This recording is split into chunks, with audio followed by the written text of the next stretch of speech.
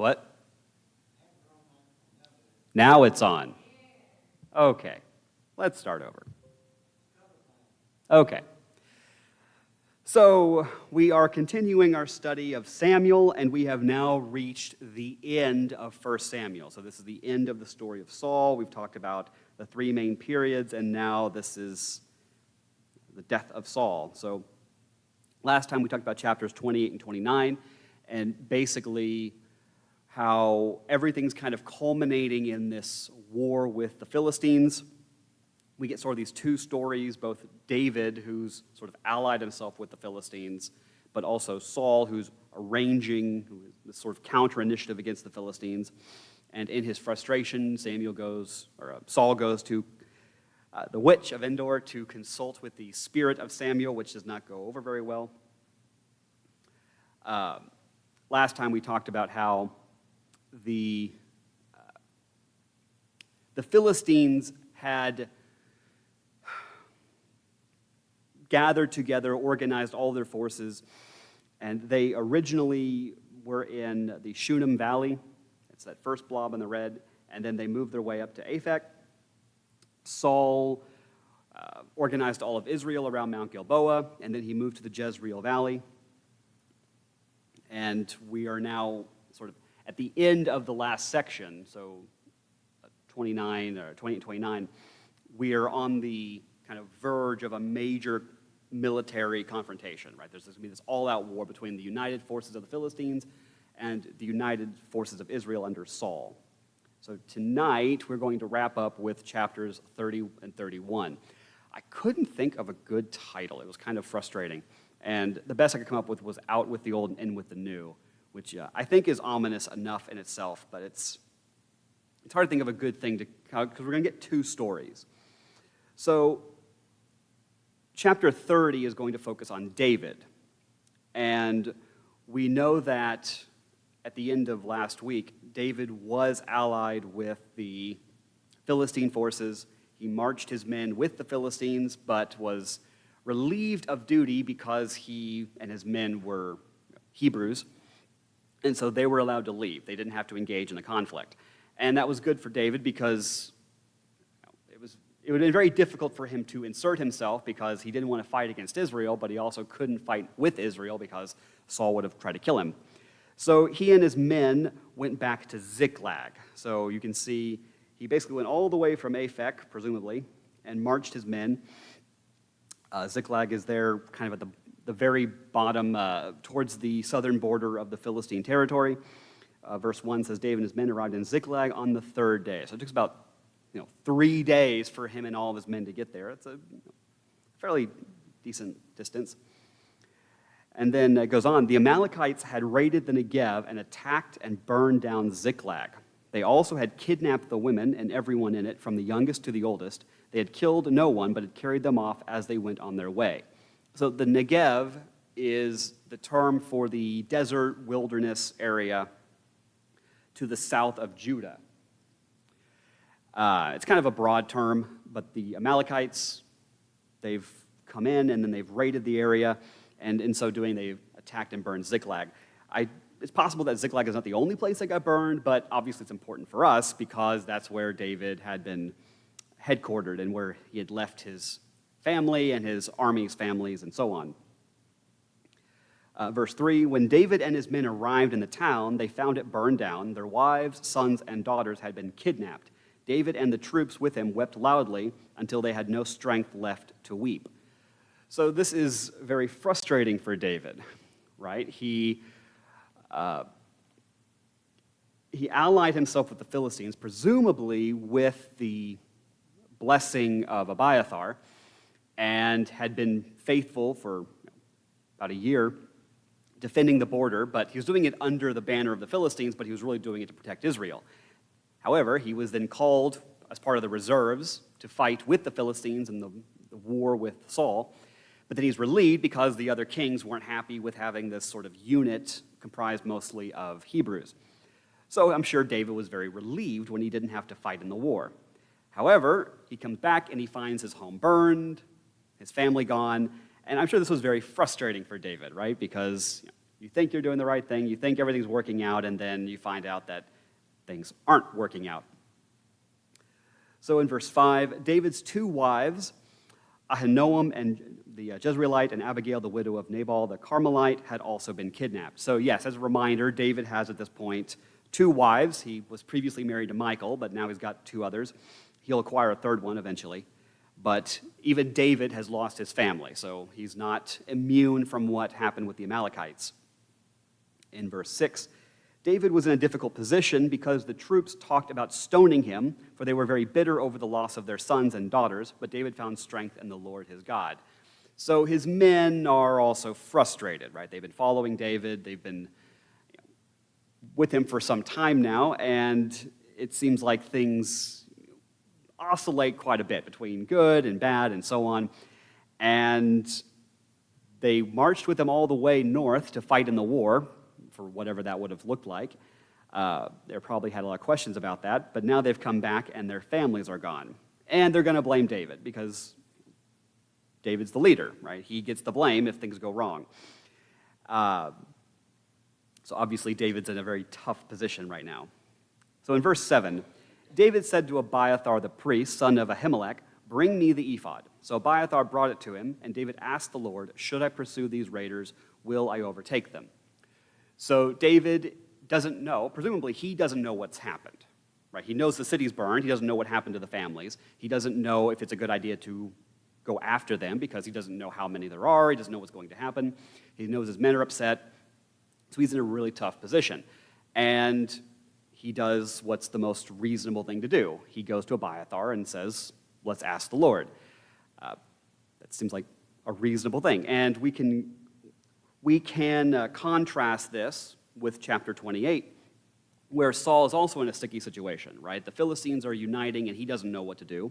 So when Saul is getting ready for the war, he also wants to inquire of the Lord. The problem is the Lord isn't answering Saul. Now, we also talked about last time how in Israel, divination is technically prohibited. However, there are legitimate ways to ask God questions, or at least to get information from God. These are usually either through the priests or the prophets, or you've got a third group. And as I mentioned, I like this verse in particular, or these two verses, because here we seem to have a reference to the three main ways of getting information from God. You've got the Urim and the Thummim, specifically, but that's how you inquire from the priests, because they're the ones that have the stones. You have the prophets, but then you also have, they reference dreams, but I'm going to use the term oracle, which you usually don't use technically with Israel, but God he talks to the priests, he can talk to the prophets, but he can also commune directly with individuals, either through dreams or visions or whatnot. So you have individuals, Joseph being a great example, who's not a priest, and he's technically not a prophet. He doesn't operate as a prophet, and yet he does have divine revelation from God. He can see visions, he can interpret dreams, and so on. And there are plenty of other figures throughout Scripture that receive direct communication from God. They're not even all Israelites. You've got Pharaoh, you've got the kings of Babylon, and so on. So you have individuals who can receive information. And at this point, Saul's hoping for anything, right? He's hoping for, he can't use the prophets because they've run off, because of his cutting ties with Samuel. He can't really use the Urim and the Thummim because he killed most of the priests. And God is not talking to him directly because he's lost the anointing of Yahweh. However, David, right, he's got a priest with him. He also has Abiathar. It is interesting that David makes this reference to the ephod because Abiathar leaves. He survives the massacre under Saul. Presumably, this is the high priest's ephod. But we know that Saul still has the Urim and the Thummim because it mentions that he tried to use it, or he had someone with some sort of priestly connection try to use it, and it didn't work. It didn't work because whoever was using it didn't have the right to use it. So presumably Abiathar doesn't have the Urim and the Thummim, because again, Saul would have that. But he does have the ephod, and somehow, presumably it's Abiathar asking the question, Abiathar does have a way to commune with Yahweh. So we're not given too much more than that, but it is significant. So in verse 7, David said to Abiathar, the priest, son of Ahimelech, bring me the ephod. So Abiathar brought it to him, and David asked the Lord, should I pursue these raiders? Will I overtake them? I assume that David's asking the question, but Abiathar is the one who has to go and officially commune with Yahweh, because, again, he's the priest, and he's the one functioning in the priestly capacity. But, David is communing through Abiathar.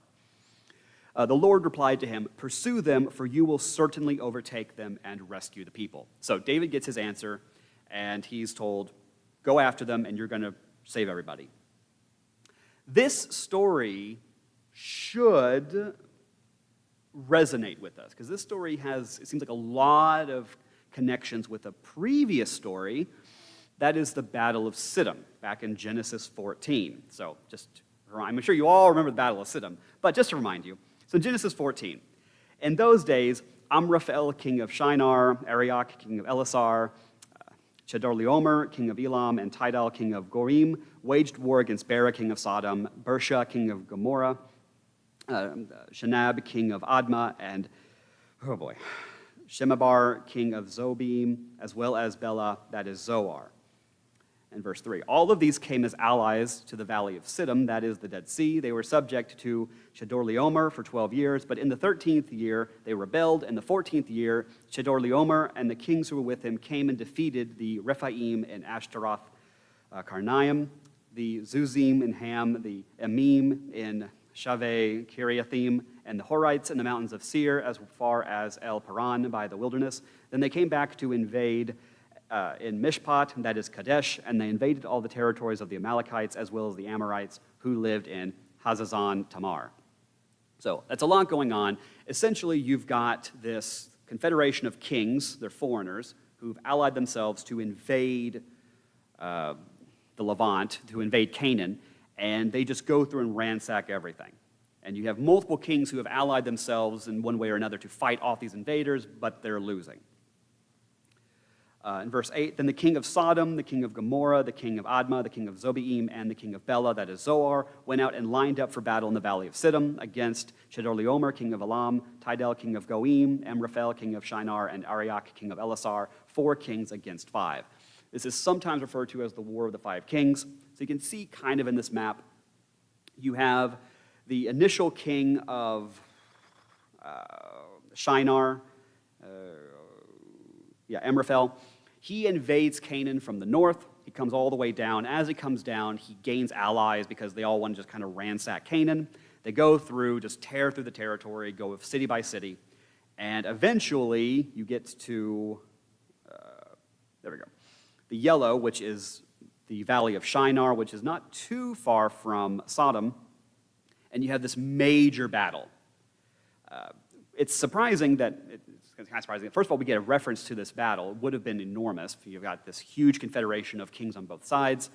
But we also don't get a whole lot of details other than there was this major battle between these two sides. So in verse 10, now the valley of Siddim contained many asphalt pits, and as the kings of Sodom and Gomorrah fled, some fell into them, but the rest fled to the mountains. The 4 kings took all the goods of Sodom and Gomorrah and all their food and went on. They also took Abram's nephew Lot and his possessions, for he was living in Sodom, and they went on. So this is mainly why we care. So they went through, they've ransacked Canaan, and they've gone through Sodom, they've ransacked Sodom, and in their pillaging, they have kidnapped Lot. That's why we care, right?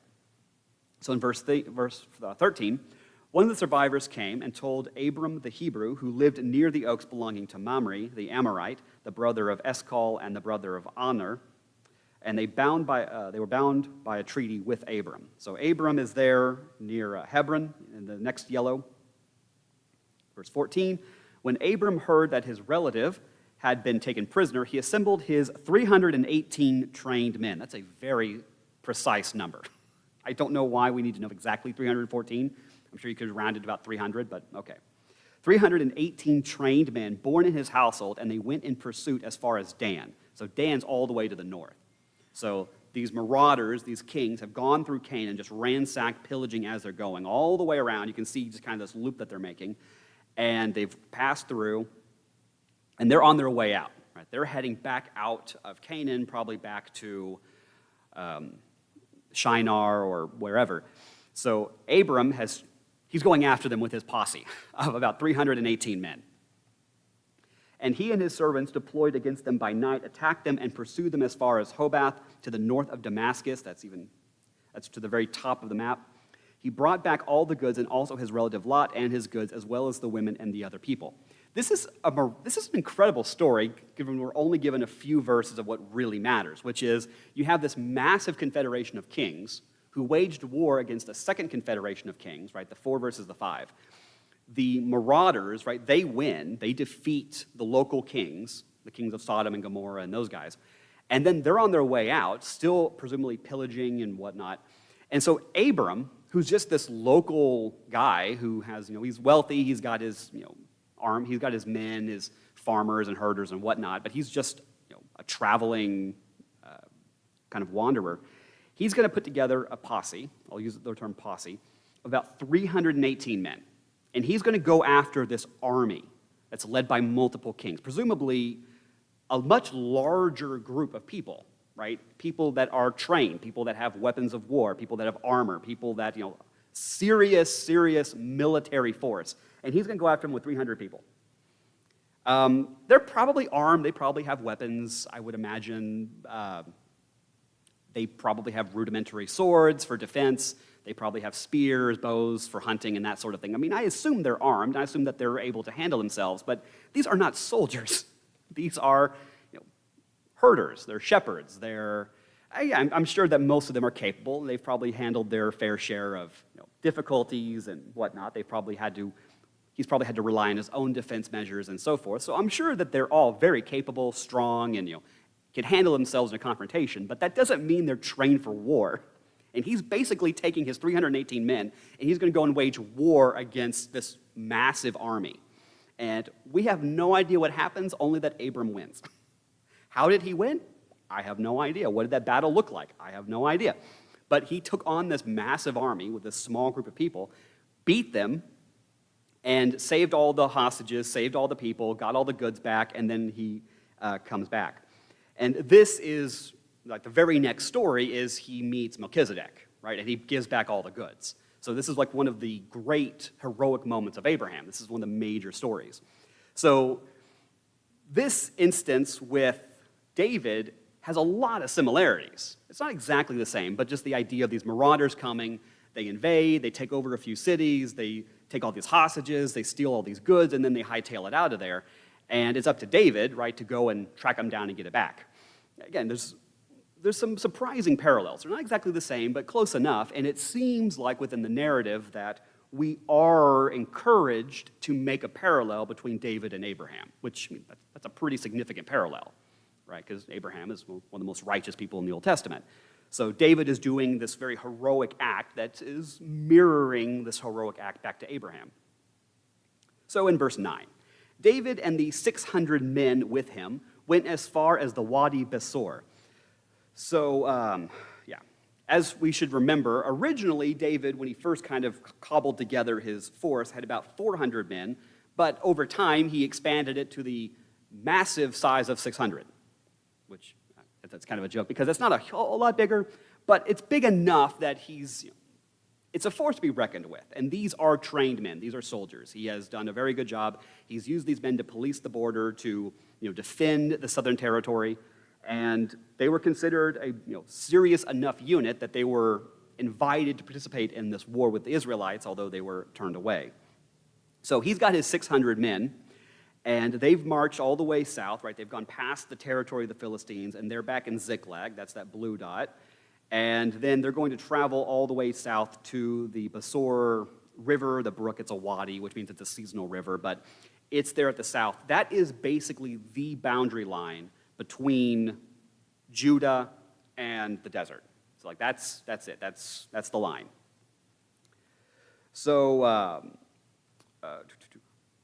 David and the 600 with him went as far as the Wadi Besor, where 200 men who were there to remain behind would stop. They stopped because they were too exhausted to cross the Wadi Besor. David and 400 of the men continued in pursuit. So they get to the river, and they stop. This is going to be a very, very rough estimate, but it seems like about 15 miles. So just to put this in perspective. Now, to be fair, right, 4 days ago, they were all the way in the north of Israel. And then they were told to leave. They then spent 3 days traveling all the way through Israel, probably on foot, many of them. Maybe a few had horses like David, but again, not all of them have horses, obviously. They can't all afford it. They've made it all the way to Ziklag to find their town burned to the ground and all their goods gone, all their family gone, their wives have been kidnapped, their kids are gone. So that's probably fairly devastating. And then they travel another 15 miles to the brook. There's no sign of the Amalekites, and all there is desert in front of them. How many of them want to keep going? They're exhausted. They've been traveling for at least 4 days. 15 miles, that's probably about another day's travel. So this is probably the next day. And there's no guarantee their families are still alive. There's no guarantee they're getting anything back. And they go into that desert, there's no guarantee they're coming out of the desert. So about a third of them just decide, we're done. We're not going to bother with it. So that means David's back to his 400, right?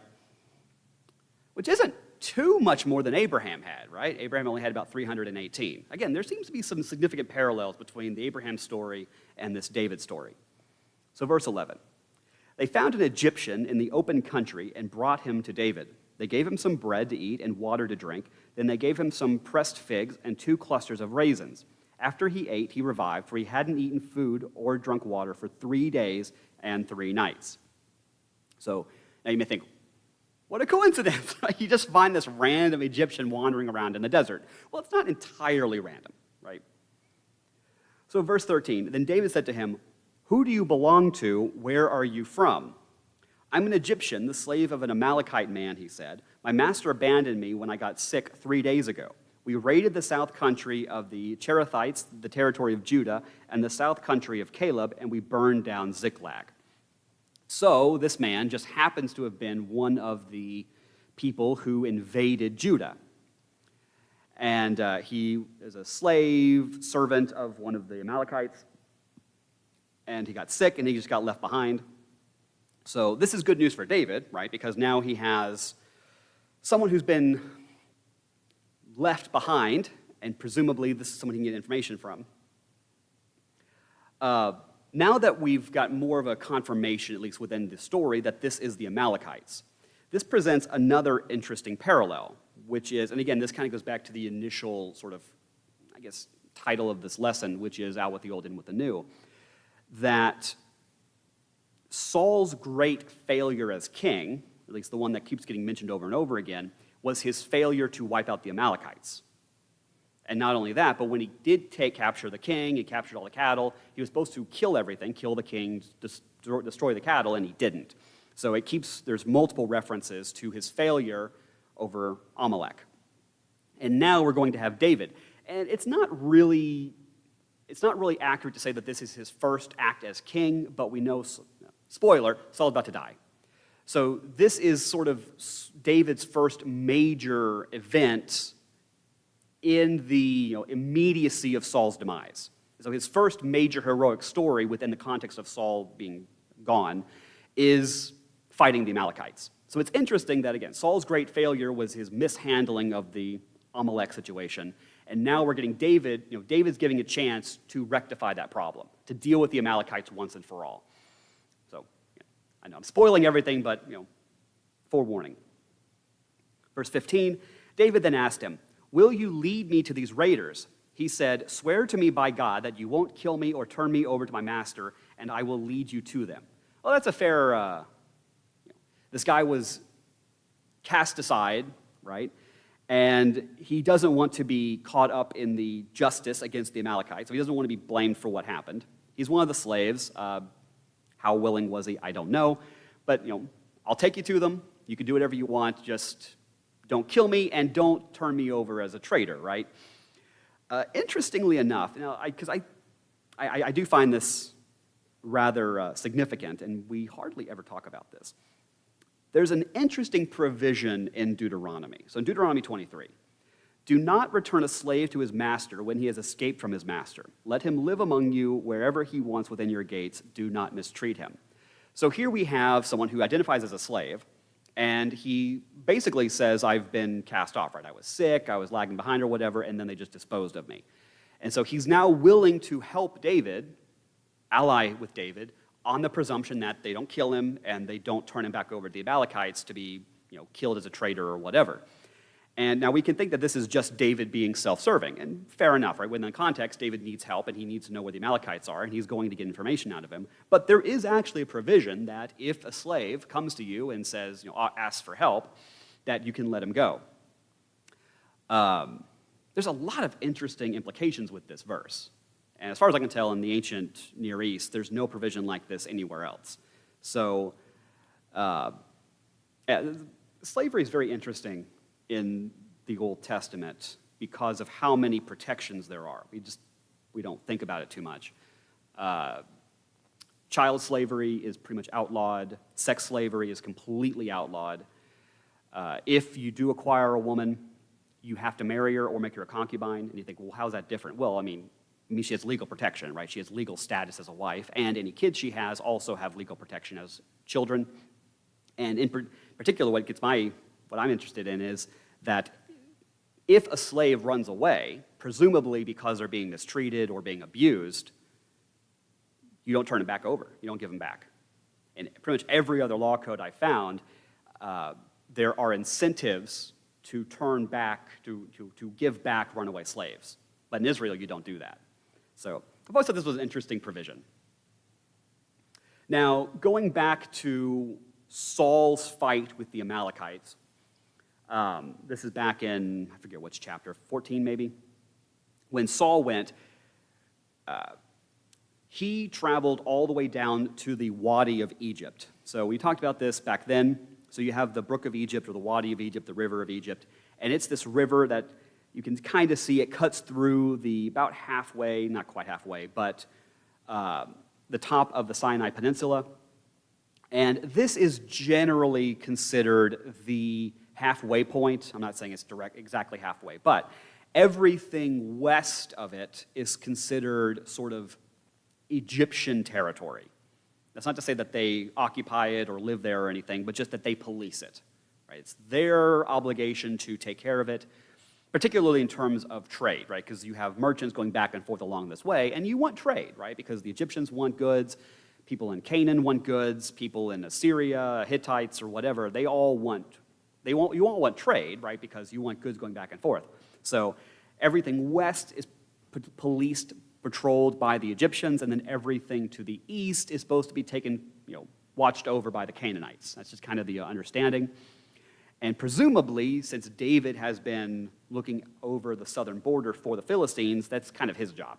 He's been kind of taking control and policing the southern territory, which could include this, everything between the section between the Brook of Egypt and the Brook of Besor.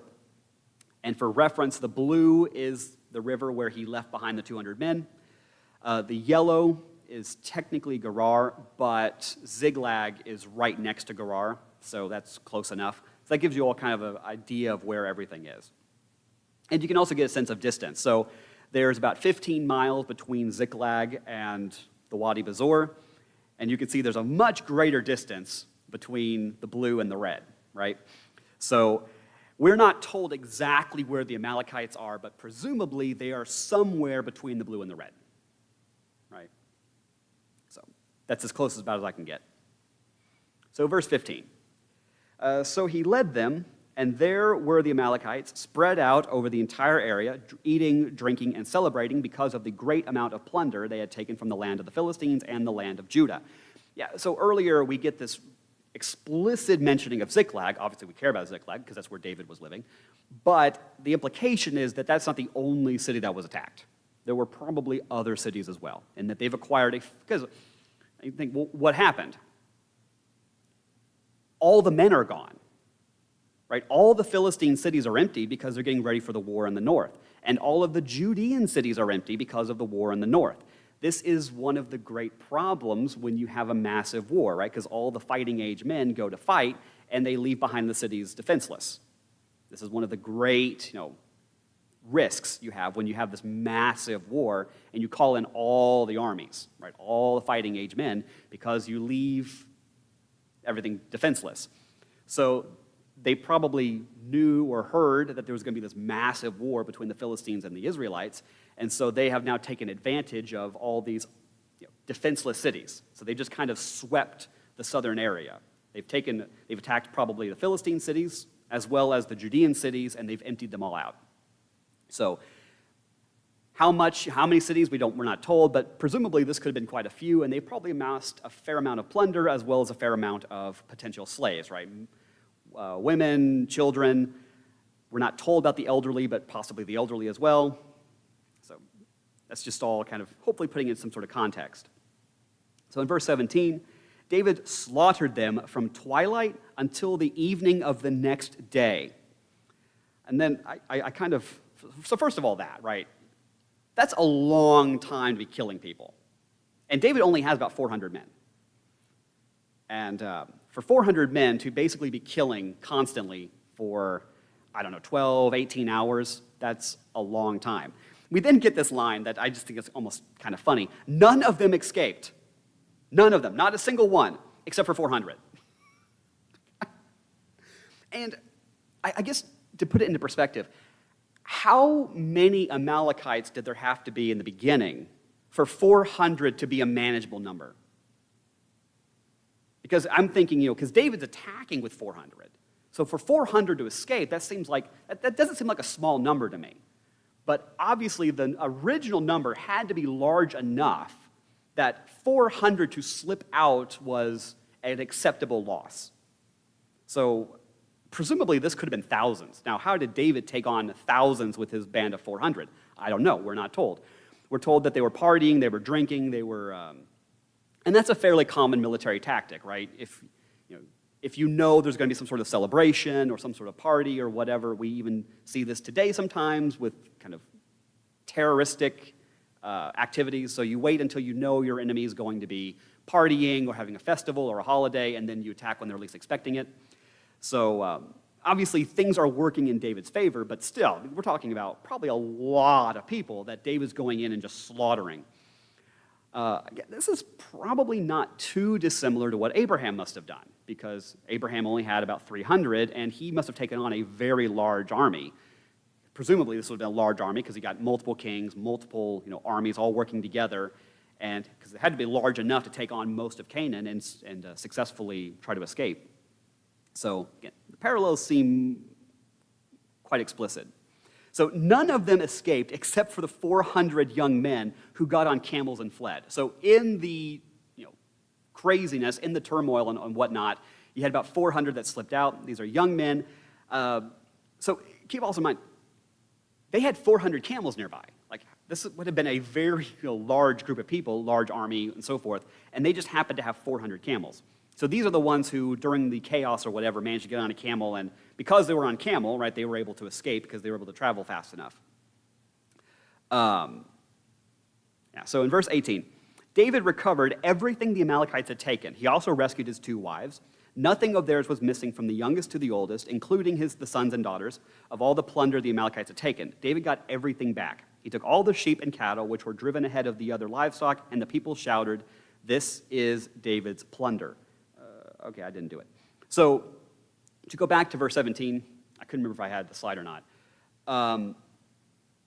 because I do think that there is some parallel going on between Saul failing to deal with the Amalekites previously, and now David dealing with them here as kind of one of his first major heroic acts in the shadow of Saul's passing. This is basically the last time the Amalekites are a threat to Israel. So they're not quite wiped out. We will get this one reference about 300 years later where it's just kind of in passing. Oh, by the way, the Amalekites are still around. But clearly by that point, between now and then, they're never mentioned, especially not in any sort of threatening context. So this pretty much takes care of them. So even though you have the 400 to escape, and there are still technically Amalekites out there, they're not the threat that they were. They never amass power again. They're never, the issue that they were during the time of Saul and here with David. So here we get, David gets everything back. He gets all the captives, all the women, all the children, presumably some elderly people. No one is dead, which is really impressive. Like, you would think that maybe a few people might have, died along the way, some old people with heart issues or something, but apparently gets everyone back. This is all miraculous. Then we get this one line that does feel a little, it feels a little iffy, which is, this is all David's plunder. So it's like David is taking ownership of this. And the reason why I feel a little, because it kind of raises an issue with me, mainly because if we're paralleling this story with Abraham, which it feels like we're supposed to, well, when Abraham takes all the plunder, he brings it back to Melchizedek. And Abraham never claims it for himself, even though he could, right? He brings all this up to Melchizedek. Melchizedek says, you could take what you want, right? It's your spoils. And Abraham says, no, this was taken from the people, and I'm giving it back to the people. I don't want anyone to say that I'm a raider, that I'm a marauder, that I have taken anything that I didn't deserve. And he gives it all back to Melchizedek, presumably to distribute back to the people that had been robbed. And this is when Melchizedek blesses Abraham, right? In fact, he even gives 10% to Melchizedek in addition to what's been lost, right? He's trying to make amends for what these marauders had done. And this is considered one of the first great righteous moments of Abraham. And this is when, again, Melchizedek blesses him. So it feels like if this is supposed to be a parallel between the stories of David and Melchizedek, this is a major difference, right? Abraham won't take any of it because he doesn't want to be accused, right, of taking things that don't belong to him and of profiting from this horrible situation. And yet, David has no problem taking everything. Like, oh yeah. He's not criticized for this, so I don't want to go too far in that direction, but it's still, if there is a parallel, it does feel like a little bit of a blemish on the story. That, again, Abraham is so careful not to take anything because he doesn't want to be accused of, taking advantage of a horrible situation, whereas David's like, yeah, I'm going to take it all. So it is an interesting variation. Because again, so in verse 14, or chapter 14, but Abram said to the king of Sodom, I have raised my hand in oath to Yahweh, God Most High, creator of heaven and earth, that I will not take a thread or sandal strap or anything that belongs to you, so you can never say, I made Abram rich. I will take nothing except what the servants have eaten, but as for the share of the men who came with me, Aner, Askal, and Mamre, they can take their share. So, but he gives it all back to Melchizedek, presumably, again, with the understanding that it's going to be distributed to those who have been wronged. So, in verse 21, when David came to the 200 men who had been too exhausted to go with him and had been left at the Wadi Besor, they came out to meet him and to meet the troops with him. When David approached the men, he greeted them, but all the corrupt and worthless men among those who had gone with David argued, because they didn't go with us, we will not give away any of the plunder we recovered to them, except for each man's wife and children. They may take them and go. So the 400, right, who went, they feel like they should profit from the spoils. Now, again, if this was Abraham, it feels like he would want to reward the men, but also make it clear that we're not going to profit, right? We're going to give it back to the people who were wronged in the first place. David's not going to do that. Verse 23, but David said, my brothers, you must not do this with what the Lord has given us. He protected us and handed over to us the raiders who came against us.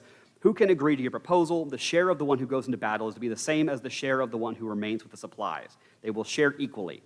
And it has been so from the day forward. David established this policy as a law and an ordinance for Israel, and it continues to this very day. So David says, look, they were part of the group. Even though they stayed behind, they're still going to benefit.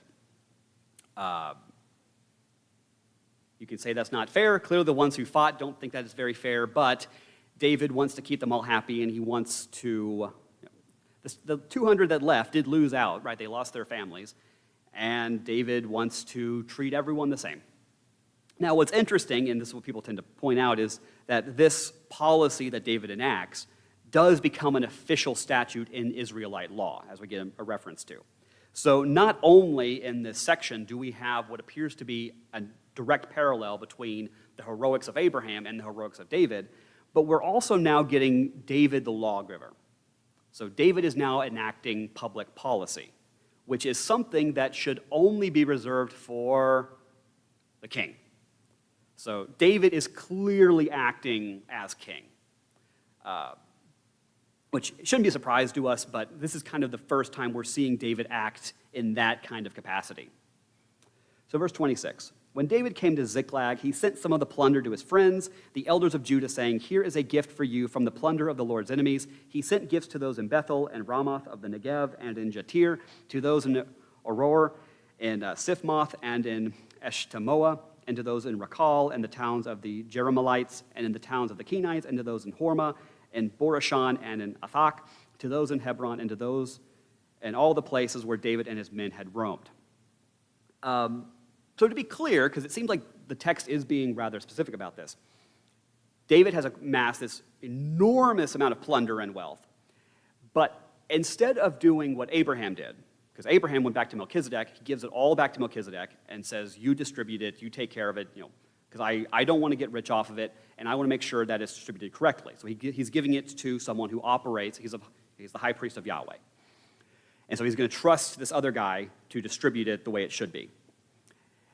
David is not doing that, nor is he making sure that the people who were wronged get their stuff back. Instead, he is going to bestow part of the spoils to people that have helped him while he's been on the run from Saul. He wants to reward them. This feels a little opportunistic. And I don't want to be too negative about it, but it does feel like whether or not Saul's already dead, David doesn't necessarily know that, but he wants to reward those who have helped him. And he wants to ensure that they stay on his good side, right? He's made friends, people have looked out for him, and he's going to take the blessing that God has given him in order to repay those who have helped him while he's been on the run from Saul. Again, the text doesn't necessarily condemn him for this, but it is distinctly different from what Abraham does and how Abraham handles the same situation. And it does feel like David wants to be very clear, for helping me, and if you continue to help me, you will be rewarded, right? In contrast to Saul, right? So I want you to stay on my good side, and presumably this is perhaps in preparation for declaring himself as king, because when he declares himself as king, he is going to need all the allies he can get. He needs to amass as much power as he can and have as many friends as he can, because there's going to be a fight for the throne.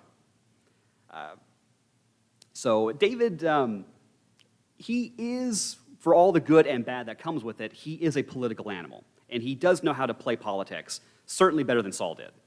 And it does feel, at least to me, that we are seeing a little bit of that here, that he wants to repay those who've helped him, and he also wants to reinforce support for himself, to remind them, who would you like on the throne? Would you like someone like Saul or someone related to Saul, or do you want someone like me who takes care of my friends, right? Who takes care of those who have helped me in the past? Yeah, I don't want this to be too nefarious, but it does strike me as odd that he's not quite handling this the same way that Abraham did. And so, just to be clear, and the Bible is rather explicit about how he handles all of this. So, now that the story of David has wrapped up, we do get this final sort of reminder, oh yeah, there's a war going on in the north of Israel. So David's taking care of the south, now that the Amalekites were taking advantage of all these cities being emptied of their fighting men, but in the north, there's been this major war. And you might expect there to be a couple of verses about, what the battle was like and how many men were killed and so forth, but we honestly get very little. So the Philistines fought against Israel, so there was some major war going on in the north. Again, back to 28, at that time the Philistines brought their military units together into one army to fight against Israel. So all the Philistines massed together. We're probably talking thousands and thousands of men. This is going to be a major confrontation. In fact, in verse 5, it says, when Saul saw the Philistine camp, he was afraid and trembled violently. So Saul is on Mount Gilboa, and he can see into the Shunem Valley, and he can see just how many men there are. And he's terrified, right, because he can see just how big the army has gotten. And as I mentioned last time, part of the problem, at least I think from both a narrative perspective but also a historical perspective, is that Saul, in order to fight against the Philistines, right, the Philistines have amassed their entire army. They've called in all the cities, all the units, everything. And Saul has had to do the same thing, but we know that Saul is not able to get everyone he needs because one of those would be David, right? There are people that he needs to rely on, he needs their help, and because of his craziness, because of his insanity, because of just how bad he's been as king, he has alienated people that he needed on his side. So everything is looking bad for Saul. And of course, he goes to the witch, talk to Samuel to get advice about how to handle this. And verse 18, you did not obey the Lord and did not carry out his burning anger against Amalek, therefore the Lord has done this to you today. So, right, Saul failed with Amalek, which was what led to him losing the anointing and losing out on the covenant. David just hammered Amalek, right? He just defeated the Amalekites. So verse 19, the Lord will also hand Israel over to the Philistines along with you. Tomorrow you and your sons will be with me, and the Lord will hand Israel's army over to the Philistines. So this is Samuel's last prediction, right, from the grave, that the Philistines are going to win, Saul's going to lose, and his sons are going to die. So that's about as bleak as it's going to get. So the rest of verse 1, this is pretty much all we get of the war, which is a little disappointing because this should have been a massive war with thousands on both sides, a very bloody confrontation. And this is all we're told. We get more, right? We get more details about David with his band of men going and fighting the Amalekites. But this is all we get. So the Philistines fought against Israel, and Israel's men fled from them. Many were killed on Mount Gilboa. So here's the initial map, right? The Philistines are huddled in Shunem. There's a city, but there's also a valley. Saul is on Mount Gilboa. That's where the yellow is. And his men presumably are around Mount Gilboa. And then we're told that the Philistines moved their forces to Aphek, which is all there to the north. Saul then, in response, moves his forces to Jezreel. And presumably, we would think the battle would be somewhere between Aphek and Jezreel, some valley or something. But the next moment, all we're told is the Philistines have, maybe it was a feint, maybe it was a false retreat, who knows, but the Philistines now have charged Israel, basically, and have attacked Israel. The Israelites, maybe they weren't ready. Again, we're not given a lot of details, but it was not good. Presumably, it was just a slaughter for the Israelites. And they ended up fleeing back to Gilboa to defend, the mountain, and that it didn't help anything. And a lot of the Israelites were killed, presumably between Jezreel and Mount Gilboa. Then in verse 2, the Philistines overtook Saul and his sons and killed his sons, Jonathan, Abinadab, and Malchishua. When the battle intensified against Saul, the archers caught up with him and severely wounded him. We're not told this here, but Saul and his sons all die on Mount Gilboa. So again, presumably they were around Jezreel. The Philistines charged or attacked them, maybe when they weren't ready. In their panic, they retreated back to Gilboa, hopefully, I assume, to be in a more defensive position, but it doesn't work. They're still overrun, and Saul and his sons all die on Mount Gilboa. So verse 4, then Saul said to his armor-bearer, draw your sword and run me through with it, or these uncircumcised men will come and run me through and torture me. But his armor-bearer would not do it because he was terrified. Then Saul took his sword and fell on it. We have references, even in Scripture, right, of kings who are captured. They're mutilated, they're tortured, they're paraded around, and a lot of bad things happen, right? So Saul doesn't want that to happen to him. He wants his armor-bearer to kill him. He says no, and then Saul is pretty much the only person in the Old Testament to kill himself, at least that's recorded, which puts him in a really interesting club, right? There are pretty much only two people in Scripture that are explicitly said to have killed themselves. You got Saul in the Old Testament and then Judas in the New. That's not a good club to be in, but... And so Saul dies, right? The first king of Israel. We have references, particularly, I think, fitting is Hosea 13:11. I give you a king in my anger, and I take away the king in my wrath. So the people wanted a king. God gave him Saul, and he tried. He did a few good things, but ultimately was not a very successful or wise king, unfortunately. So verse 5, when his armor-bearer saw that Saul was dead, he also fell on his own sword and died with him. I know technically the armor-bearer killed himself too, but he's not mentioned, he's not named, he's not really a main character, so I'm not really counting him. Verse 6, so on that day Saul died together with his 3 sons, his armor-bearer, and all of his men. So just as Samuel prophesied, right? You're going to lose, it's going to be a massive loss, you and your sons are all going to die.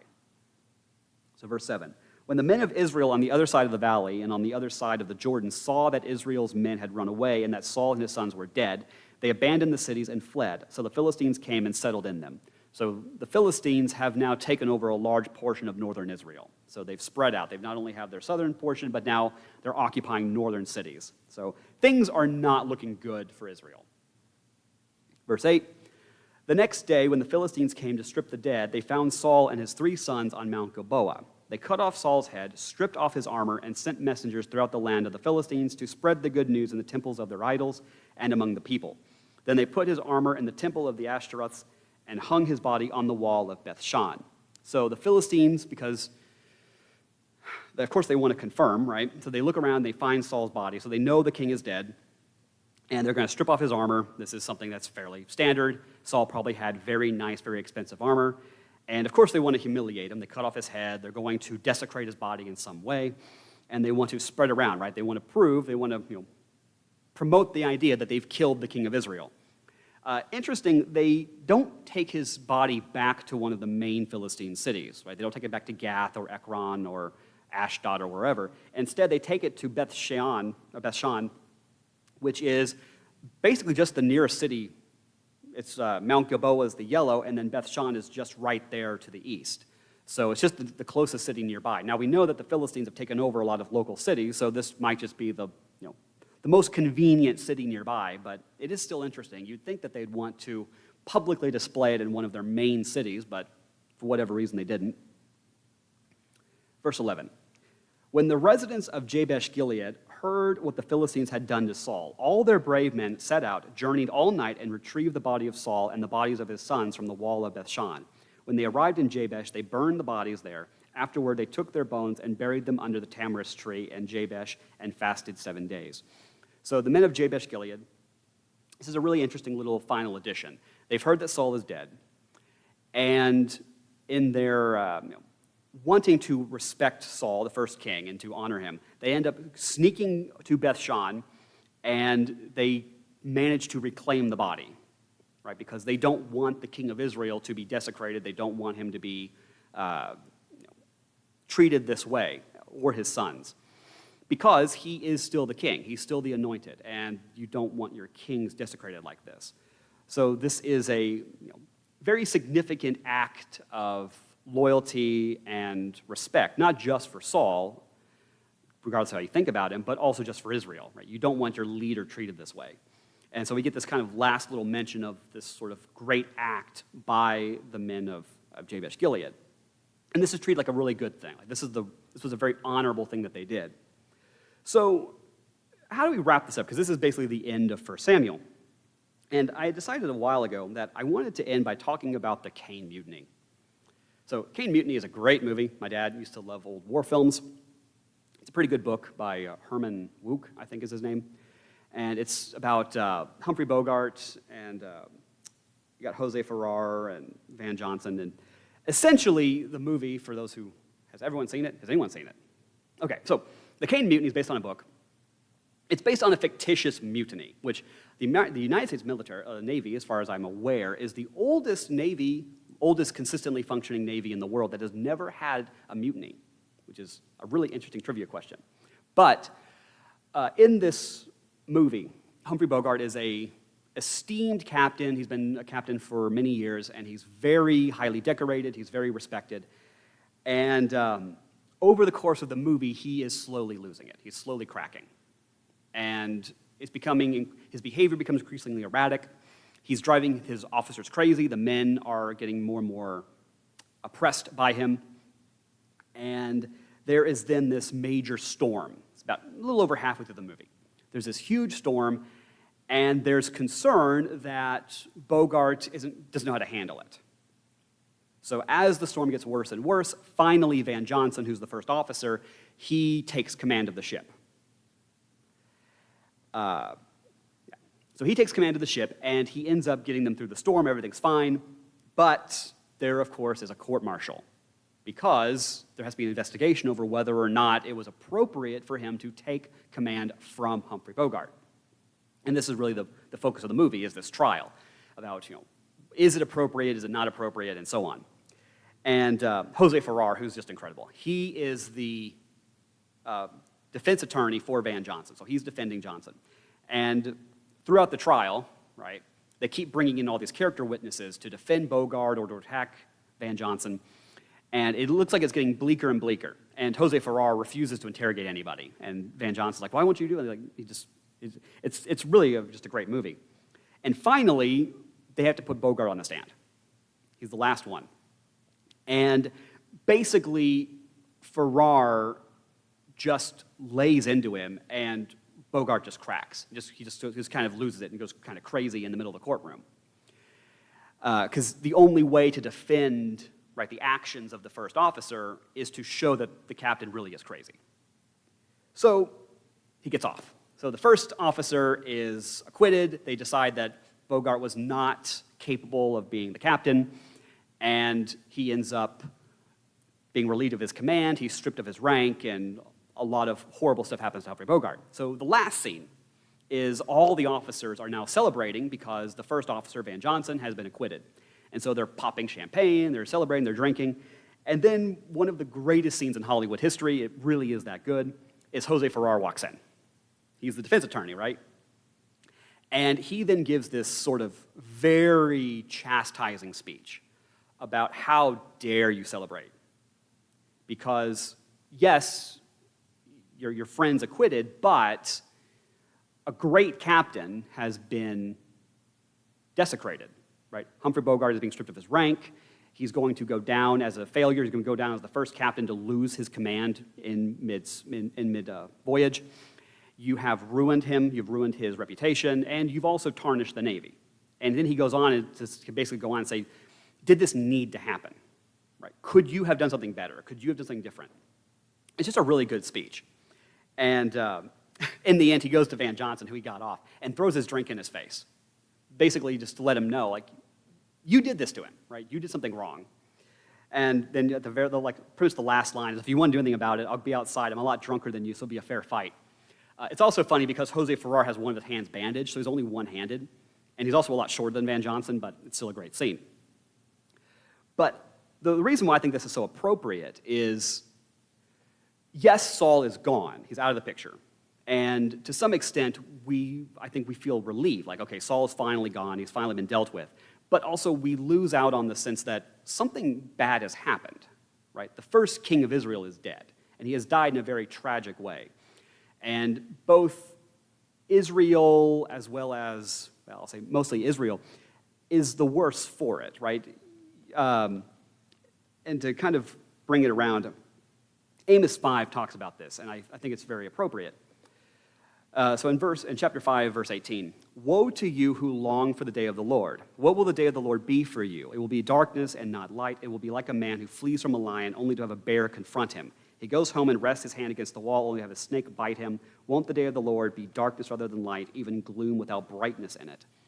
So the day of the Lord here is just kind of a generic term, because this is Amos, and he's writing before the Assyrian invasion. But the day of the Lord is the day of judgment, right? Judgment is coming. And so you can use the day of the Lord to refer to pretty much any day of judgment. And so this war with the Philistines can be thought of as a day of the Lord, right? A day when God will judge Israel for its failures. And in this case, he's judging Saul. But Saul isn't the only one being judged, right? His family's being judged, and all of Israel's being judged, yes, for Saul, but not just for Saul. So this is a day of great mourning, right? Israel has lost a major battle. Cities have been overturned. Saul's family is dead. Jonathan is dead. Like, this is a very tragic thing. So on the one hand, we're kind of getting tired of Saul. We're ready to move on. We're not happy with where he's led Israel. But on the other hand, in order for God to enact his justice, it's not, his justice isn't as surgical as you may want it to be. It's not just Saul who gets attacked, right? It's not just Saul getting removed. There are going to be casualties. There's going to be collateral damage. We knew that his family was going to be taken out, right? We knew that people were going to die and so on. So it's just something to think about, right? That we're not supposed to long for this. We're not supposed, yes, we want justice in the end, but we're not supposed to, don't be too eager for it, right? Let it happen in God's own time and just accept when it does.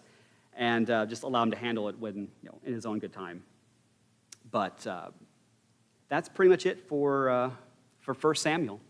So I'll pray and we can close out. So, dear Lord, I thank you for the blessings you've given us. I thank you for this time to study your word and to go through 1 Samuel. I pray that this will be edifying and used for your glory. I pray that you'll bless everyone as they leave and be with them throughout the week. So, I pray, amen.